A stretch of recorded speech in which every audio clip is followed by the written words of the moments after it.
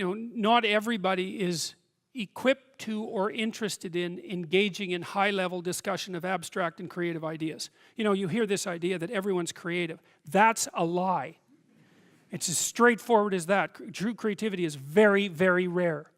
And if you happen to be a creative person, or if you happen to be someone who's profoundly interested in ideas, you are in a pronounced minority. Just as you are if you happen to be extremely extroverted, or extremely agreeable, or extremely conscientious. These are minority issues. And what you do is you find like-minded people who are capable of engaging that.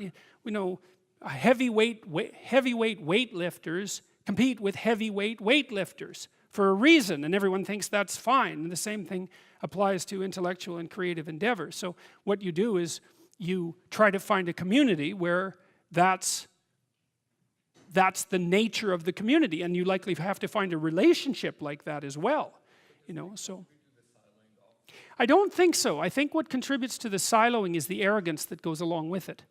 Because if you can be interested in ideas and you can be creative, well, that's the arrogance of the intellect, right? That's the thing the Catholic Church had warned about for centuries, is the arrogance of the intellect.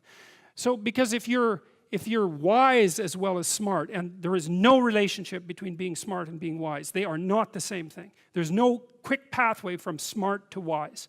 And many of the people who I've known who were very wise some of them were intellectually impaired and were still wise, So it's the arrogance that brings up the block. And I see this, for example, happening in the United States in particular, because the last time I went down there, for example, I had friends down there, and some of those friends are very, very smart people, and some of them were talking about the Trump voters, and they were talking about the Trump voters with contempt.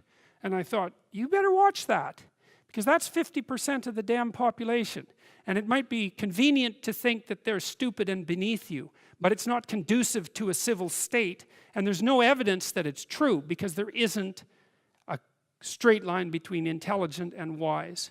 And so I think that if your character is developed and you're intelligent, you can have your siloed creative community, but you develop enough wisdom so that you can see all the things that people can do that are of high ethical utility that are outside the intellectual domain. And I think that's why in the New Testament, I think that's why Christ is a carpenter. Right? Because, well, first of all, a carpenter is one of those jobs that when you're dishonest, it manifests itself immediately, because what you build falls down.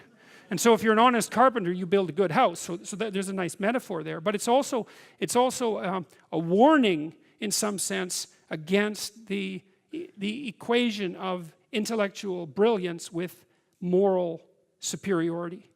And so if the intellects would drop their moral superiority, and fat chance there is of that, then the divide between the working class, say, and the elite would resolve. And there's every reason to have respect for decent working class people. I mean, it's on their labor, as the left-wingers at least hypothetically agree, that the entire edifice of the culture is resting. So you can have your cake and eat it too, but you have to not assume that your niche makes you superior. And it's very difficult for smart people, especially smart. There's this scene in Nietzsche's, it's in Thus Spake Zarathustra, where Zarathustra, the prophet, comes down from the mountain, and he comes into a public square, and there's this crowd around this little midget who's only about this high, who has a gigantic ear, and everyone is marveling at him. Well, that's what the modern intellect is like. It's a midget with a giant, well, mouth generally, not an ear. And the being is underdeveloped, but the intellect is hyper activated. And it makes the person extraordinarily unbalanced. And it's partly because they can't compete outside the intellectual realm. And that makes them very bitter, because they tend to think, well, God, I'm so smart, everything should just come to me. It's like, sorry, that's not how the world works. And it also, that attitude is immediately evident to people that they're talking to when they talk in the manner that they talk, if they are arrogant intellectuals of that sort. You see that in, The Simpsons did a good job of that with Comic Book Guy, right? I mean, he completely useless in every possible dimension with an IQ of about 160. And it's very annoying to people who have an IQ of 160 that they can also be completely useless. but it happens a lot. So